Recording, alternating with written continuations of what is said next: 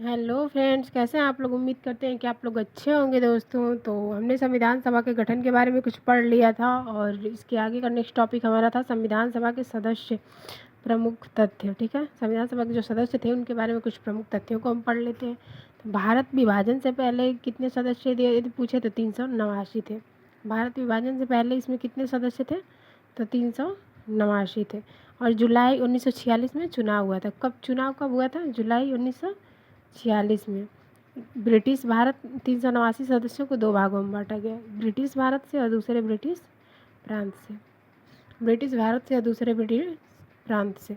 British Bharat से कितने थे? 296। और ब्रिटिश प्रांत से कितने थे? 93। ब्रिटिश भारत से जो सदस्य थे 296, ये सभी निर्वाचित थे, इनका चुनाव होता था। और ब्रिटिश प्रांत से जो थे वो सभी मनोनीत थे। किसके द्वारा मनोनीत थे? तो देसी रियासत के जो राजा थे उनके द्वारा। ठीक है। और प्रांतीय विधानमंडल के सदस्यों द्वारा प्रत्यक्ष रूप से इनका चुनाव होता था और जनता के द्वारा अप्रत्यक्ष रूप से। ये जो 296 ब्रिटिश भारत से थे, इनका चुनाव प्रांतीय विधानमंडल के सदस्य जो थे इनके द्वारा प्रत्यक्ष रूप से और जनता द्वारा अप्रत्यक्ष रूप से इसका चुनाव होता था। अब जो 296 ब्रिटिश भारत से थे इन्हें भी दो भागों में बांटा गया। ब्रिटिश प्रांत से 292 और चीफ कमिश्नरियों से 4। ब्रिटिश प्रांत से 292 और चीफ कमिश्नरियों से 4। दिल्ली, अजमेर, मेरवाड़ा राजस्थान, कुर्ग कर्नाटक और बलूचिस्तान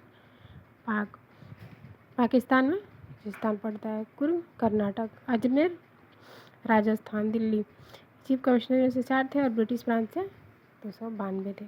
और जब चुनाव हुआ तो हर 10 लाख पर एक सदस्य होता था। चुनाव का सुझाव क्या था कि हर 10 लाख पर एक सदस्य होगा। और भारत विभाजन के बाद 389 सदस्य थे। भारत विभाजन के पहले कितने सदस्य थे? 389। और जब भारत का विभाजन हुआ तो इसमें से 90 कहाँ चले गए? पाकिस्तान में चले गए। और शेष कितने बचे? 299। भारत का जब विभाजन हुआ तो इसमें से 90, 389 में से 90 चले गए पाकिस्तान में और 299 शेष बचे। भारत विभाजन के बाद कितने सदस्य बचे? 299। 229 ब्रिटिश भारत से थे और देसी रियासत से 70 थे। ब्रिटिश भारत से कितने थे? 229 और देसी रियासत से 70 थे। ब्रिटिश प्रांत से कितने थे? 226। ब्रिटिश भारत से जो 229 थे इन्हें दो भागों में बांटा गया। तो चीफ कमिश्नरियों में 3 थे और ब्रिटिश प्रांत से 226।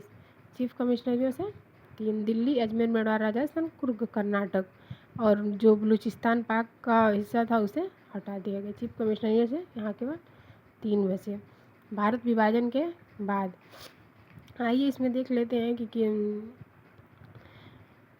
किसको कितनी सीट मिली थी। तो सामान्य जाति को 213, मुस्लिम लीग को 79, सिख को 4, निर्वाचित सभी कितने थे? 296, अनुसूचित जनजाति को 26, अनुसूचित जाति को 26, अनुसूचित जनजाति को 33। कुल निर्वाचित सीट कितनी इसमें थी?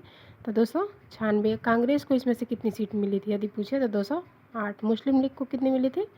73। और अन्य दलों को कितनी सीट मिली? 35। सामान्य जाति को 213, मुस्लिम को 79, सिख को 4 और सभी निर्वाचित 296 थे। अनुसूचित जाति को 26, जनजाति को 33। कुल निर्वाचित सीट कितनी थी? 296। कांग्रेस को कितनी मिली थी? 208। मुस्लिम लीग को 73 मिली थी और अन्य दलों को 35 मिली थी। प्रांत में सर्वाधिक सदस्य कहाँ से चुने गए थे? तो संयुक्त प्रांत से। प्रांतों में सबसे ज़्यादा सदस्य कहाँ से चुने गए थे? संयुक्त प्रांत से। और प्रांत में सबसे कम सदस्य कहाँ से चुने गए थे? तो असम से 8। और सबसे अधिक कहाँ से चुने गए थे? संयुक्त प्रांत से 55 और सबसे कम असम से 8। देसी रियासत में सबसे ज़्यादा सदस्य कहाँ से चुने गए थे? तो मैसूर से 7। देसी रियासत में सबसे ज़्यादा सदस्य कहाँ से चुने गए थे? मैसूर से 7। और सबसे कम सदस्य देसी रियासत में हैदराबाद से 0। और ये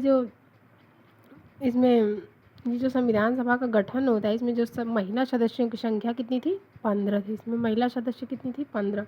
सुचिता कृपलानी, सरोजिनी नायडू, विजयलक्ष्मी पंडित। एकमात्र मुस्लिम महिला भी इसमें थी, बेगम एयाज रसूल। एकमात्र मुस्लिम महिला भी इसमें थी, उनका नाम क्या है? बेगम एयाज रसूल। और अम्बेडकर सबसे पहले कहाँ से चुनाव लड़े थे? तो पूर्वी बंगाल से। और दूसरी बार कहाँ से लड़े थे? पूना से। पहली बार पूर्वी बंगाल से और दूसरी बार कहाँ से लड़े थे? पूना से। अम्बेडकर जब पूना से चुनाव लड़े तो एम.आर. जयकर ने त्यागपत्र दे दिया। अम्बेडकर जब पूना से चुनाव लड़े तो किसने त्यागपत्र दे दिया? तो एम.आर. जयकर ने। तो ये सारे संविधान का गठन यदि पूछे 13 मई 1952 को। संविधान सभा के वाचन कितने हैं, तो 3। और संविधान सभा की बैठक से ये सारे इंपॉर्टेंट तथ्य थे संविधान सभा के गठन से संबंधित। तो उम्मीद करते हैं कि आप लोगों को समझ में आया होगा। और कल का हमारा नेक्स्ट टॉपिक होगा संविधान सभा के अधिवेशन। तो चलिए अपनी क्लास को हम यहीं समाप्त करते हैं दोस्तों। तब तक के लिए धन्यवाद।